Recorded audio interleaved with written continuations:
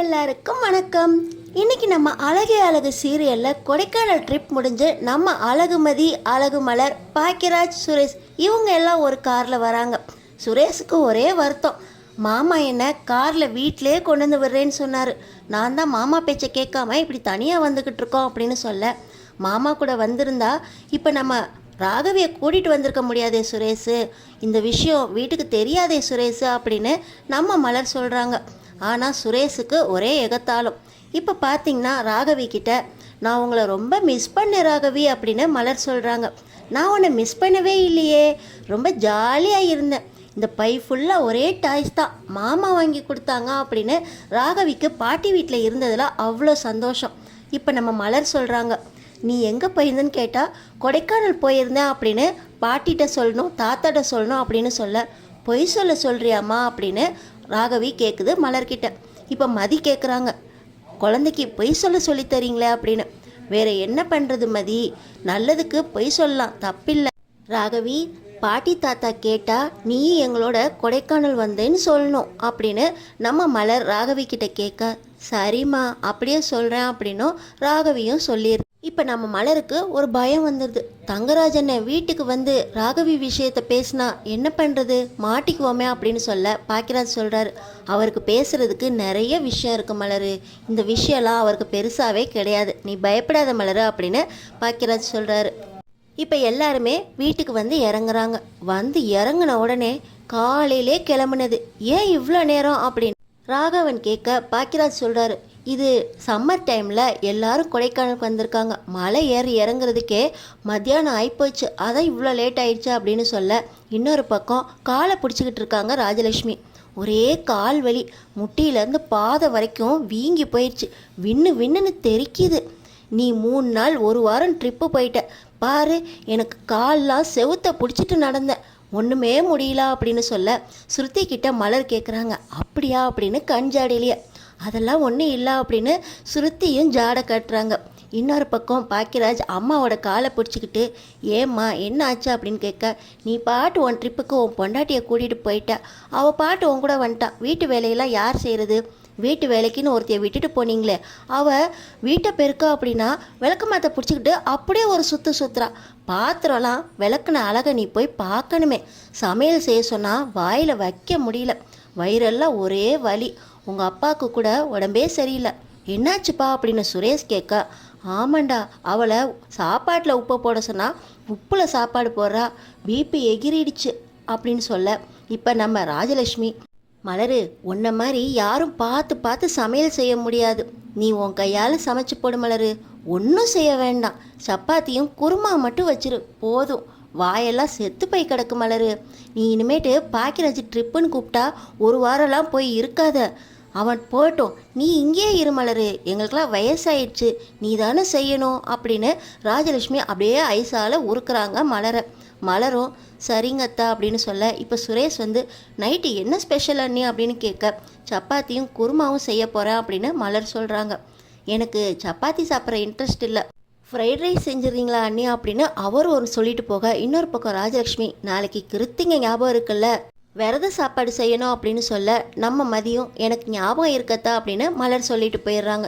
இதையெல்லாம் பார்த்துக்கிட்டு இருக்க மதிக்கு, என்ன இவங்க நம்ம கூட ட்ராவல் பண்ணிட்டு வந்து இப்போ இவங்க பாட்டு மெனுவை அடுக்கிறாங்க, அவங்களும் சரின்னு சொல்லி கிச்சனுக்குள்ளே போகிறாங்களே அப்படின்னு மனசெல்லாம் வலிக்குது. அதே வலியோட இப்போ ரூமுக்கு போகிறாங்க.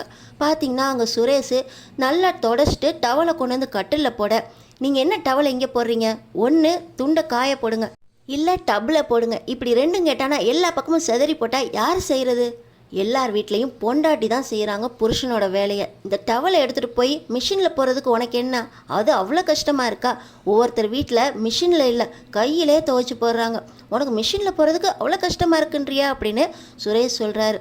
எல்லார் வீட்லேயும் செய்யலாம், நான் செய்ய முடியாது, சின்ன 3 வயசு குழந்தை கூட அந்த வேலையை கரெக்டாக செய்யுது, உங்களுக்கு செய்கிறதுக்கு என்ன, இப்படி போட்டிங்கன்னா எத்தனை நாள் ஆனாலும் நான் துவைக்க மாட்டேன், டப்புக்குள்ளே என்னென்ன துணி இருக்கோ அதை மட்டும்தான் துவைப்பேன், செதறி கிடக்கிற துணி அப்படியே கிடக்கும் எத்தனை நாள் ஆனாலும் அப்படின்னு சொல்ல, நான் இப்படி தான் போடுவேன் அப்படின்னு சுரேஷ் சொல்கிறாரு. அப்போ அது பெட்டில் ஊறி ரூம்குள்ளே வந்தாலே நாரும், அப்போ பர்ஃப்யூம் அடிச்சுக்கலாம் அப்படின்னு சுரேஷ் சொல்ல, நான் எந்த வேலையும் செய்ய மாட்டேன், ஆனால் நான் செய்யாமல் விட்டால் மலரக்கா செஞ்சிடறாங்களேன்னு தான் நான் உங்களுக்காக செஞ்சுக்கிட்டு இருக்கேன். ஒழுங்காக செய்கிறீங்களா இல்லையா அப்படின்னு நம்ம மதி அதட்டுறாங்க. இப்போ பார்த்தீங்கன்னா சுரேஷ், என்ன அதற்றியாடி? நான் அதட்டலை, 3 வயசு குழந்தை செய்கிற வேலையை கூட செய்ய மாட்டீங்க. ஒரு நாள் ஃபுல்லாக நம்ம கூட தானே அவங்களும் ட்ராவல் பண்ணிட்டு வந்தாங்க. வந்தோடனே நீங்கள் பாட்டு சாப்பாடு மெனு அடுக்குறீங்க, அவங்களும் வந்தோடனே கிச்சனுக்குள்ளே போகிறாங்க. நீங்கள் வேற புது லிஸ்ட்டு வேற போடுறீங்க. மலரக்காவை பற்றி யாருமே நினைக்க மாட்டிங்களா அப்படின்னு நம்ம மதி சுரேஷ்கிட்ட மலருக்காக பேசிக்கிட்டு இருக்காங்க.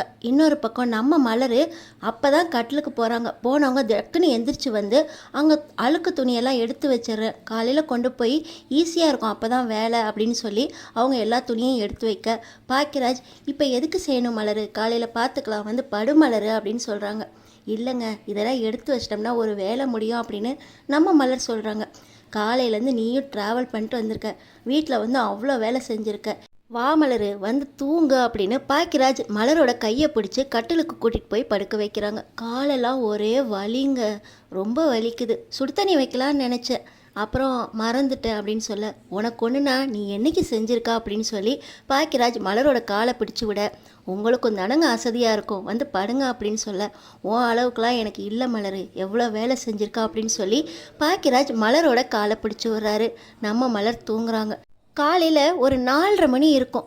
ஏதோ ஒரு சவுண்டு கேட்க நம்ம மலர் சுற்றி சுற்றி பார்த்துட்டு கொண்டையை போட்டுட்டு எந்திரிச்சு போய் பார்த்தா கிச்சனில் நம்ம மதி வேலை பார்த்துக்கிட்டு இருக்காங்க. வெங்காயம் தக்காளி எல்லாம் கட் பண்ணிக்கிட்டே, வாங்கக்கா அப்படின்னு சொல்ல, நீ எதுக்கு மதி இப்போயே வந்து வேலை பார்த்துக்கிட்டு இருக்க, எப்போ ஏஞ்ச அப்படின்னு கேட்க, நான் 4 மணிக்கெலாம் எந்திரிச்சிட்டேங்க்கா, இதோ பாலை காய்ச்சி வச்சிட்டேன், சாப்பாடுக்கு அரிசி ஊற வச்சிட்டேன், பருப்பு வேக வச்சிட்டேன், இன்றைக்கி சாம்பார் தான் வைப்பீங்கன்னு நானே கிருத்திகைக்காக ஒரு கெஸ் பண்ணி காய்கறியும் கட் பண்ணி வச்சிட்டேன் அப்படின்னு சொல்ல, நீ எதுக்கு மதி இவ்வளோ செய்கிற, நானும் உங்களை மாதிரி தானே இந்த வீட்டு மருமக, நீங்கள் இவ்வளோ வேலை செய்கிறப்ப நான் மட்டும் காலையில் எழுந்திரிச்சு ஜாகிங் போனால் நல்லா இருக்குமா, ஓரளவுக்கு உங்களுக்கு எல்லாமே செஞ்சு வச்சிட்டேன்னு நினைக்கிறேன், நான் போயிட்டு வரட்டா அப்படின்னு நம்ம மதி கேட்டுக்கிட்டு இருக்கும்போதே இப்போ நம்ம மலருக்கு அவ்வளோ சந்தோஷமாக இருக்குது.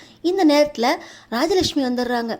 என்ன காலையிலே வந்து வேலை பார்த்த மாதிரி இருக்கு, நீ எந்திரிச்சோடனே வெளியே அப்படியே தானே ஓடுவ அப்படின்னு சொல்ல, நான் வெளியே இப்போ ஓட தான் போகிறேன், எல்லா வேலையும் பார்த்து வச்சுட்டு போனால் மலருக்கு கொஞ்சம் ஃப்ரீயாக இருக்குமேன்னு தான் நான் செய்ய வந்தேன் அப்படின்னு நம்ம மதி சொல்கிறாங்க.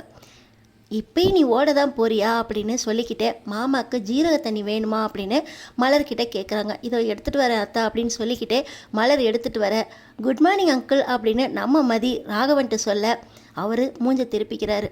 நான் போயிட்டு வரேன் மாமா அப்படின்னு சொல்லிட்டு நம்ம மதி அவங்க வாக்கிங் போக போகிறாங்க.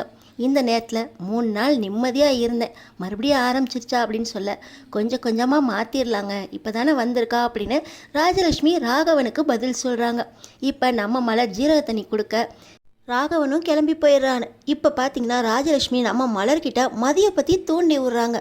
நீயும் தான் இந்த வீட்டில் ஒருத்தி, நீ காலையிலே எழுந்திரிச்சு வேலையை பார்த்துட்ருக்கா, அவள் பாரு வெளியே ஓடிக்கிட்டு இருக்கா அப்படின்னு சொல்ல, அவளும் எல்லா வேலையும் பார்த்து வச்சுட்டு தானே அத்தை போயிருக்கா, அவள் உன் கண் துடைப்புக்காக வெறும் வெங்காய தக்காளி 4 தக்காளி அறுத்து வச்சுட்டு அவள் போய்கிட்டு இருக்கா அப்படின்னு சொல்ல, நானும் போகணுன்னு தான் ஆசை அத்தை, ஆனால் இந்த வீட்டு வேலையெல்லாம் கிடைக்கே, வீட்டு வேலை பார்க்காம நானும் ஜாகிங் போட்டா, அவளை உனக்கு வேலை செய்ய சொல்லுவேன்னு பார்த்தா நீ அவளுக்கு வேலை செய்கிறேன்னு சொல்கிற, இப்படி டூரு 3 நாள் 4 நாள்னு எந்த மாமா அத்தையெல்லாம் விட்டுருக்காங்க, உனக்கு நாங்கள் இவ்வளோ டூருக்கு போகிறதுக்கு விட்டுருக்கோம், இவ்வளோ சந்தோஷமாக ஊரை சுற்றிட்டு வந்திருக்கோம், இந்த மாதிரி மாமா அத்தை கிடைக்கிறதுக்கு கொடுத்து வச்சுருக்கணும் அப்படின்னு சொல்லிட்டு ராஜலட்சுமி மூஞ்ச சுருக்கிட்டு போக, அடுத்தடுத்து அழகு அழகு சீரியலில் அன்னன்னைக்கு என்ன நடக்க போகுதுன்னு தெரிஞ்சுக்கிறதுக்கு நம்ம சேனலை சப்ஸ்கிரைப் பண்ணி தொடர்ந்து பாருங்கள்.